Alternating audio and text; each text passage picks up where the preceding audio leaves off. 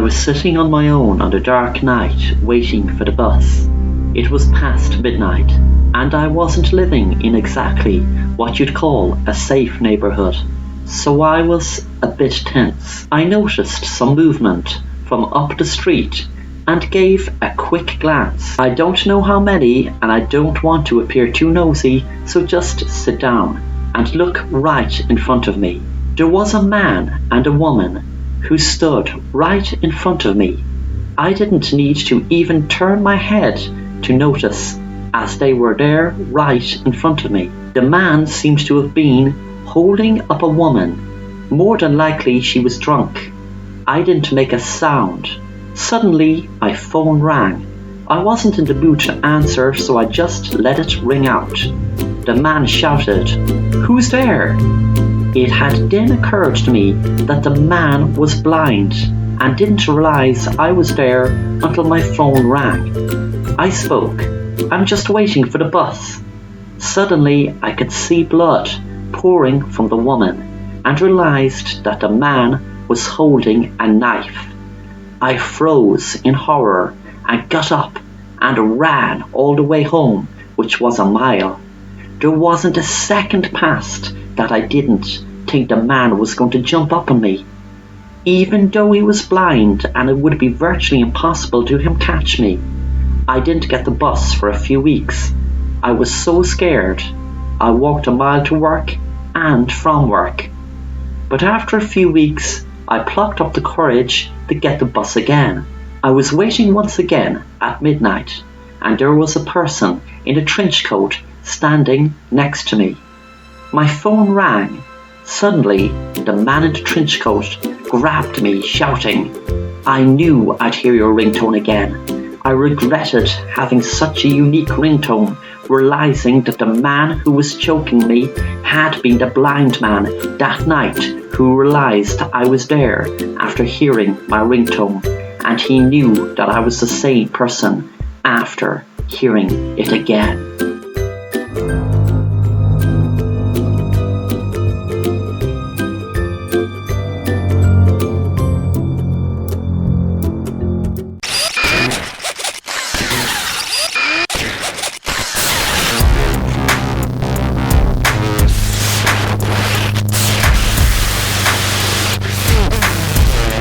The scene was of panic and despair, as a truck had knocked down an old man trying to cross the road. A man appeared to have tried to give the man CPR, but unknown to everyone watching, the man who appeared to have tried to be the first to help the man was just an opportunist, and stole the man's wallet. He waved to the crowd as if to say he couldn't do anything.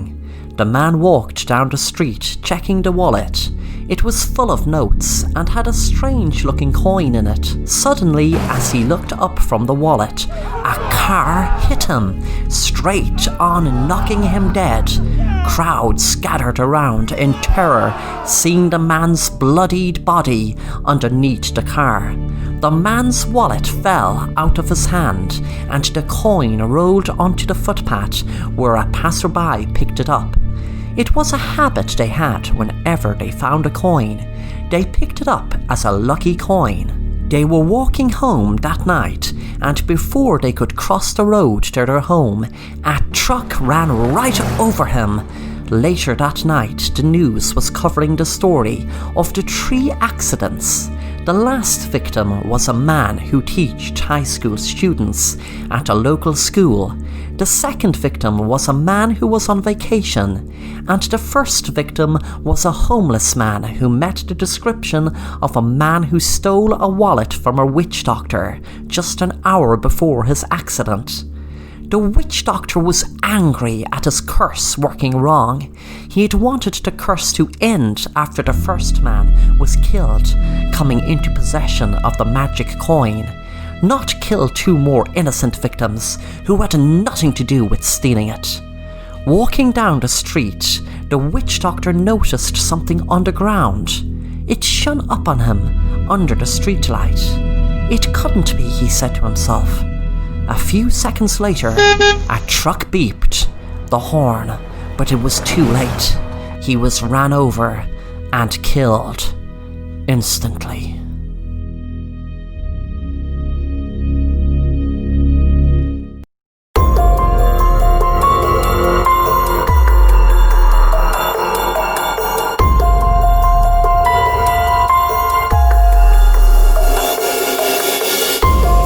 Louise was looking through her basement one winter night when she discovered something she had never seen before. It was inside a box. What she found was a 16mm film and a projector. She set it up and played the film. To her surprise, it was a film from her childhood. She froze when she saw that she was playing with another little girl. But it wasn't just that she was frightened about seeing her playing with another little girl, but she remembered it was her sister Mary. She had forgotten she had a sister and realised why. Her sister was killed by a drunk driver and the pain was too much for her to bear, so she hid the memory deep in her subconscious until now. It was years ago since she was killed, but she hid the memory because it was her only way of coping with the trauma. Memories came flowing back to her before her sister was killed, and she started crying, wishing her sister was alive with her today. Suddenly the film stopped. It went black. Then something very strange and unexplainable happened. Her sister appeared on the screen. Her sister looked into her eyes from the projector screen and said, "I can come back to you. This town never helped me. This town never helped my killer get brought to justice. But there is a way to me come back. But all I need is your permission." Louise cried, "Yes, please, yes." Then her sister Mary spoke again. "There is more I can do, but once again, I need your permission. I can bring back to life all the people who died in this town." Louise thought she was dreaming, but said, "Yes, yes, please." The next morning, Louise woke up in her bed and realized it was all a dream. She went down to her kitchen and had her breakfast, then decided to take a walk. As she was passing the local graveyard, she heard commotion, and she looked to see what it was. She couldn't believe her eyes when she saw her sister, who didn't age a day, walk up to her and say, "Thanks for helping me come back to life, Louise." Louise was so happy to see her sister, but then she couldn't believe her eyes when she saw the people who were causing a commotion faint. As they fainted, she froze in horror as she realized there were bodies come out of the graves in the graveyard. Mary said to Louise, "Don't worry, sister, you won't be affected." Louise asked, "What do you mean? I won't be affected by what?" As this was happening, Louise could see more and more living people drop dead as the dead people rose from their graves. It was then it hit Louise what was happening, but she waited to hear it come out of her little sister's mouth. "You won't die like the rest as the dead rise. You are the one who gave me permission to bring our town's dead population back to life. By our living, be taken over to the other side."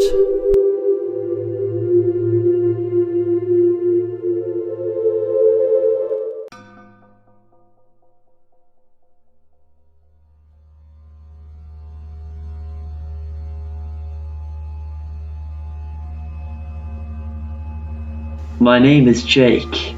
I just arrived in my late grandfather's cabin. I usually stay here during the summer.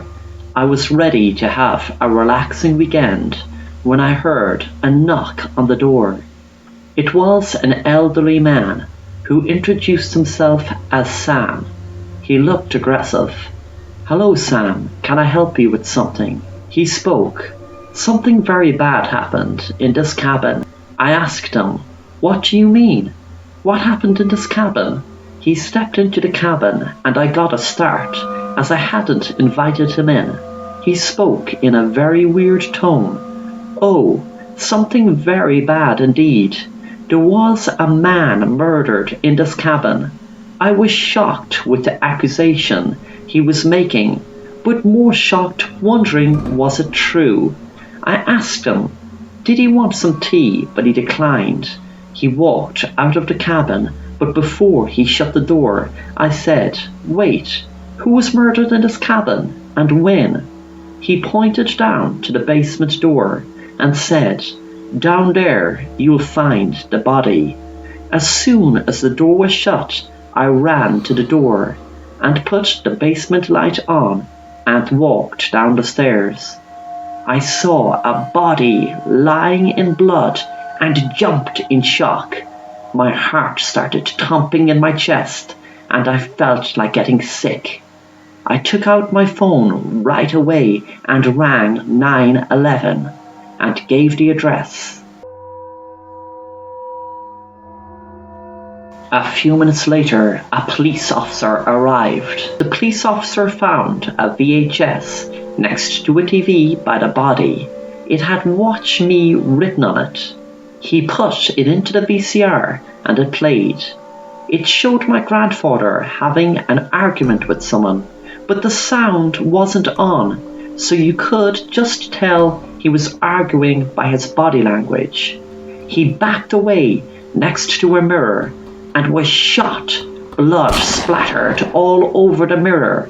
The cop looked in shock as he saw the figure who shot him come into the screen.